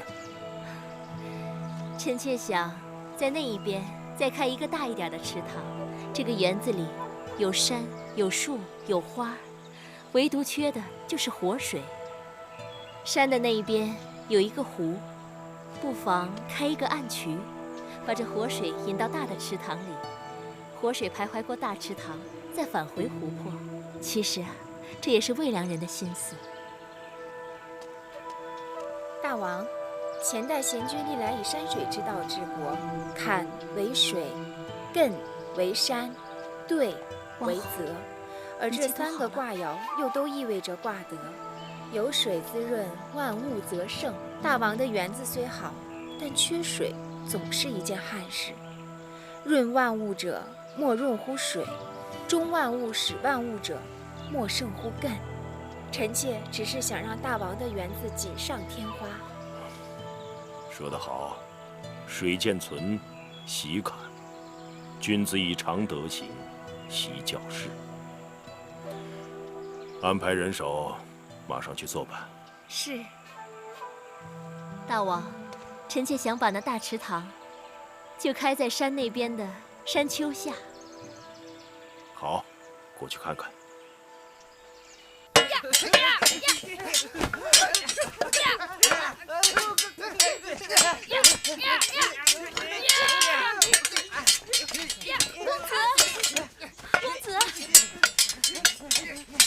公子，大王和王后他们过来了，赶快准备吧。嗨，你们都听我的率领，各回自家的阵营。咦，我的那个小木球呢？快给我找木球去！公子，木球在这儿呢。公子，木球。你们吃黑旗的为一方，你们都听明白了吗？明白。大声点儿！明白。当儿他们这是在做什么？这些日子，当儿在甘大夫和处离子的调教下，悉心学习军务，日日在这儿和这些小内侍们演练兵法。华儿和焕儿，他们在疆场杀敌，当儿他们在后花园练兵。好，我们大秦后继有人。恭喜大王！童儿，你和当儿年龄相仿，为何不跟当儿一起玩耍？当弟弟力大膀粗，娘亲说如果跟他玩，启禀大王，童儿自小体弱多病，臣妾是担心他出事会伤着筋骨。男儿应该多经风雨，多见世面，凡常是爱子心切，寡人理会。但是过于呵护，总是不妥。是，都是臣妾的错，臣妾记下了。择日不如撞日，今日众人恰好都在，王后不如让当儿带人演练一下，好让寡人同爱妃们高兴高兴。臣妾遵命。珍珠。是。公子，大王和王后要你开始演练。你们转过来。当儿，这是什么兵法？为了公平，当儿他们以木球来定夺开局方。木球由当儿从坡上扔下，滚到哪一方，哪一方就为攻方，而另一方为守方。这种玩法倒是有趣。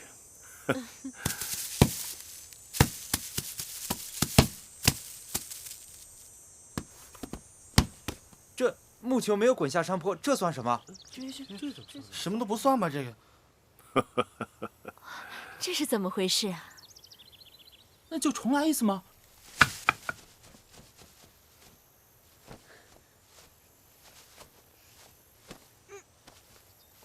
你胳膊最长的，给我把球掏出来。是。大王。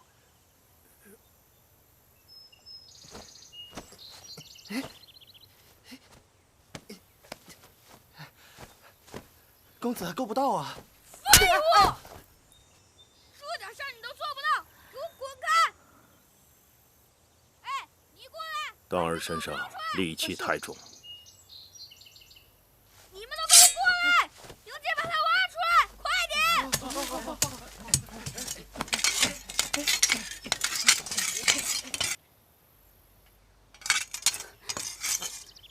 王后，要不让人再找个木球来，重新开始，小孩子的把戏嘛。你见过一场大战，兵马出阵，又退回来再重新开始吗？你们这帮蠢货，连个破木球都掏不出来，笨蛋，废物！废物！一群废物！废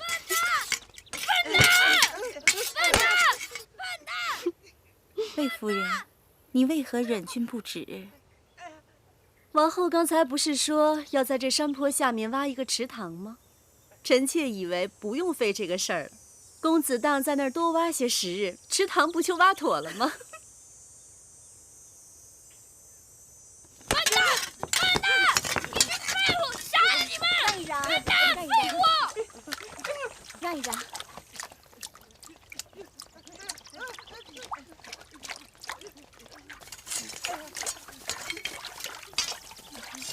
让一让！干哥哥，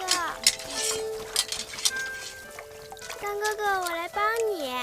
走开！我不需要你帮。当儿，既然继儿有了主意，你暂且让开。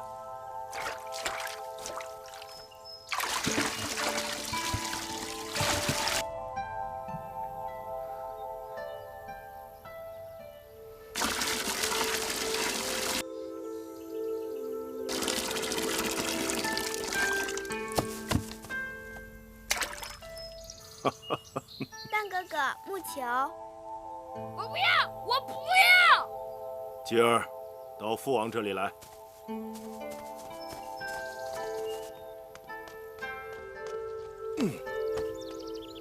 继儿告诉父王，你这个用水取球的主意是谁教给你的？是继儿自己想的。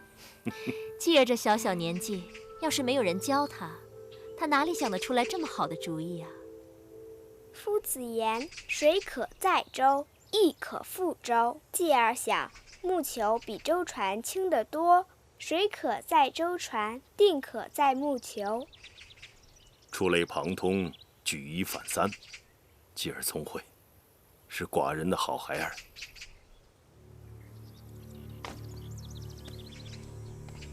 芈月，你这个当娘亲的，教孩儿教得很好。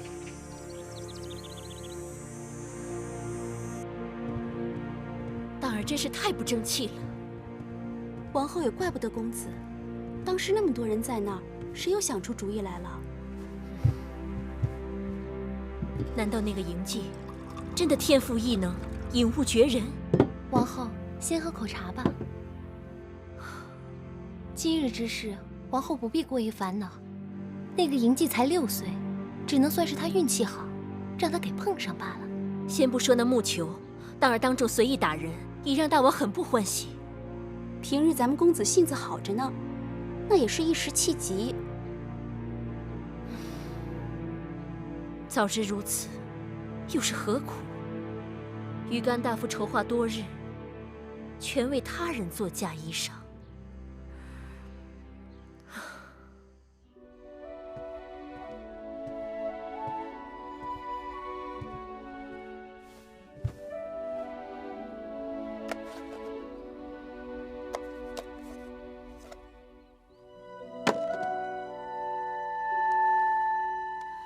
昨日继儿告诉我，他师傅教过他玉边歌了。教继儿玉边歌，你就想起鞭子了？给我吧，都这么多年了，你已经用不着它了。还是我自己收着吧。葵婆婆，葵婆婆，继儿肚子饿了，有糕吃吗？有，婆婆刚刚做了桂花芡实糕，婆婆去给你拿。娘亲，去哪儿淘气了？看你一头的汗。慢慢喝，不着急。我跟师傅去骑马了。父王曾说，我若学会骑马，以后就让我跟他一起去打猎。学得怎么样？师傅都夸奖我了呢。真的？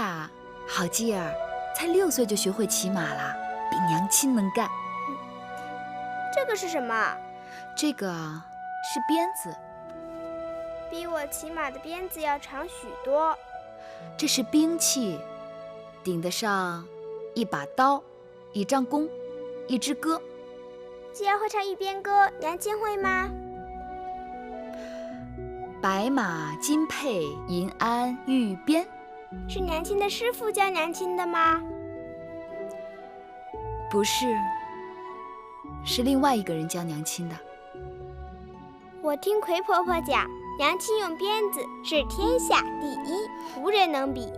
连父王都要让你3分。葵婆婆言过其实了。娘亲教继儿用鞭子好不好？好啊，你看，鞭是一条绳，全靠缠得轻。使鞭时要收回如虫，放出如龙。甘大夫让你写一篇策论，有关蜀中治理的。这10几日过去了，你一字未写，整日与宫中那些有气力的内侍们比举石锁、耍刀枪，你是要气死你母后吗？上次甘大夫让孩儿谈霸业、论兵法，孩儿的功课都得到了甘大夫的夸赞。可那蜀中治理跟我有何干系？这篇策论还是让侧室们去写吧。眼下蜀中治理是你父王心中的一件大事，你要想让你父王看重你，就该有些见地。替父王出谋划策的事儿都让我做了，那些朝廷的谋士将相还做什么？你这话要让你父王听见了，你母后，孩儿累了，要回去睡一会儿。王后不必太心急，公子年纪还小，这些道理要让他慢慢的明白。大王迟迟不立太子，当儿又如此不听话。本来大王好意，让当儿跟着甘大夫与处理子学习军务和政务，结果当儿只知道耍刀弄枪，一点书都读不进去。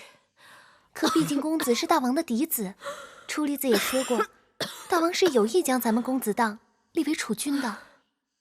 嫡子又如何？秦国历代也不都是嫡子继位，何况大王的念头时时会变，万一有人蛊惑大王。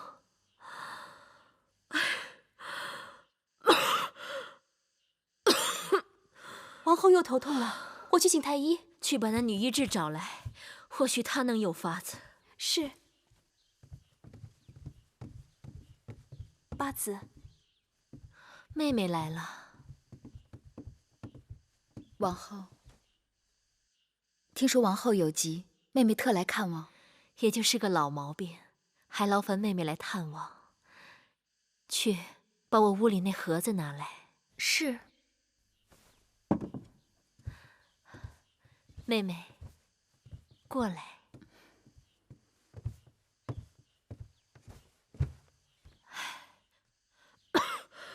姐姐。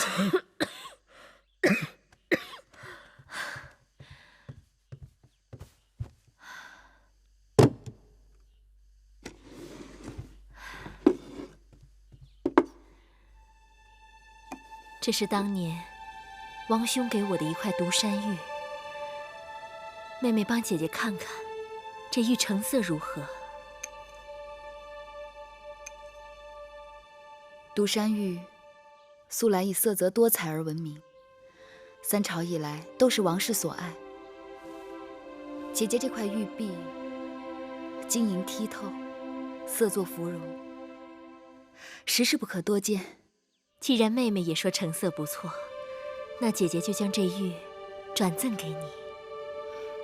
姐姐这块玉太好了，给妹妹就糟蹋了。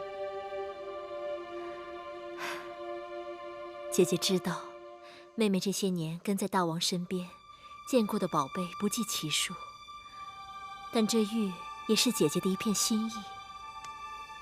人养玉3年，玉养人一生，还望妹妹不要嫌弃。那妹妹就收下了。姐姐，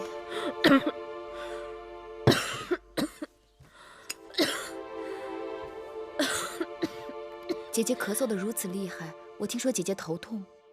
头痛是天底下最治不好的病，若寻不到起因，就很难除根。妹妹猜疑，姐姐的头痛或许与那咳嗽有关。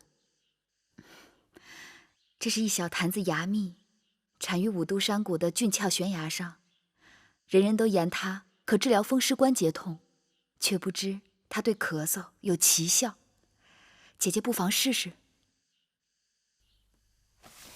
难得妹妹如此体贴，姐姐领情了。还有一事，姐姐一直牵挂于心。芈月妹妹尽心尽力服侍大王这些年，可却一直在八子的位分上，真是太委屈你了。姐姐原本打算等景氏生产后，让你与景氏一起提位分，谁知那景氏的孩子却没保住，只好搁置了。姐姐一直也犹疑，大王有10几个公子公主，还有嫔妃若干，个个都不是好相与的。姐姐不用说了，妹妹不在意位分之事。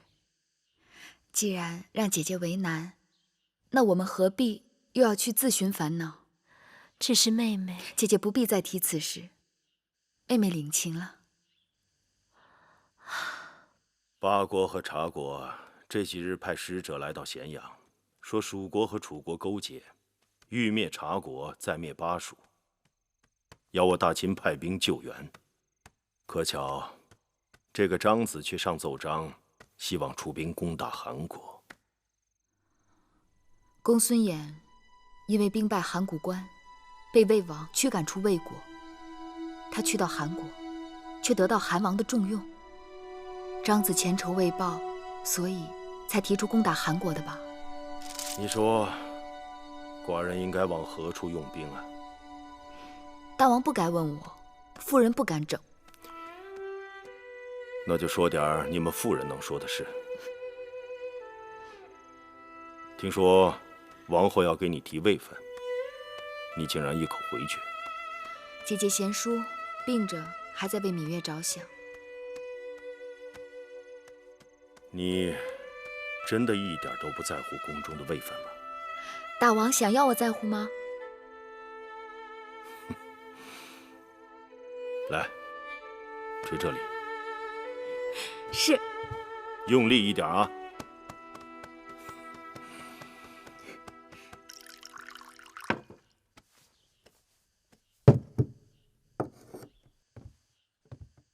智姑姑的手最为灵验，只要智姑姑一来，我的头疼定能好许多。王后是用心太过，若能释掉心头重负，头疼该会不治而愈。一会儿奴婢给你开一种内服外敷的药，或许暂且可减缓王后的痛楚。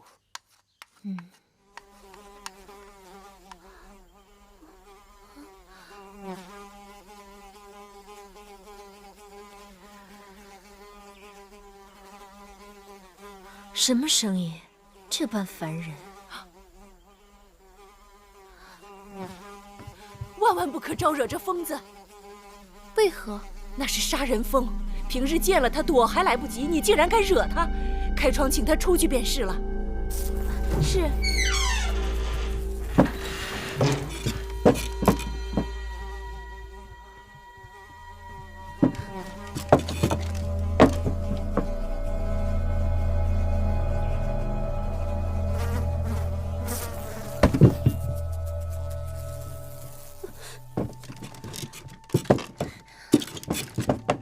这是在说笑吧？这么小小的一只疯子，如何杀人？奴婢怎敢在王后处打诳语？这种长在山谷里的杀人疯，原本是不多见的，宫里的人恐怕从来都没有听说过。但奴婢在楚国亲眼见过，被惹怒的杀人疯，无论人处遇上便追杀，成群的杀人疯眨眼可杀死一头大水牛。难道被他蛰了？就无药可救。奴婢有个堂兄，就是招惹了杀人疯，被蛰后医治无效，过世的。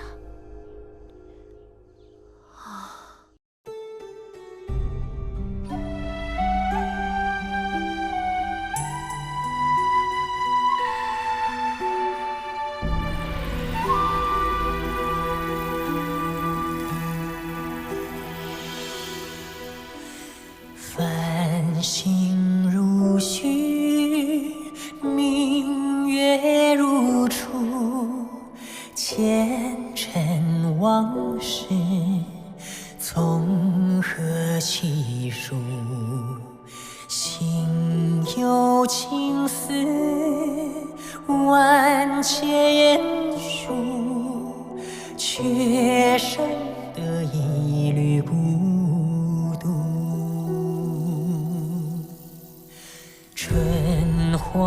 苔藓，秋草有枯，盛衰荣辱，如何细数？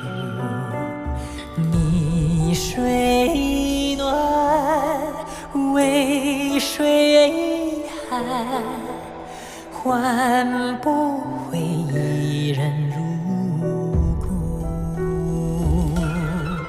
尝尽悲欢离合人间苦，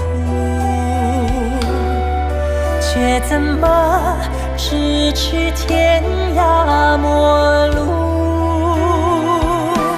去心诉是一度，去情再相负。愿为你平静柔情傲骨，望尽相思红颜凋零处。我只愿与你朝朝暮暮，爱如心，恨如骨，生死再相负。愿为你永生永世守护，愿为你永生永世守护。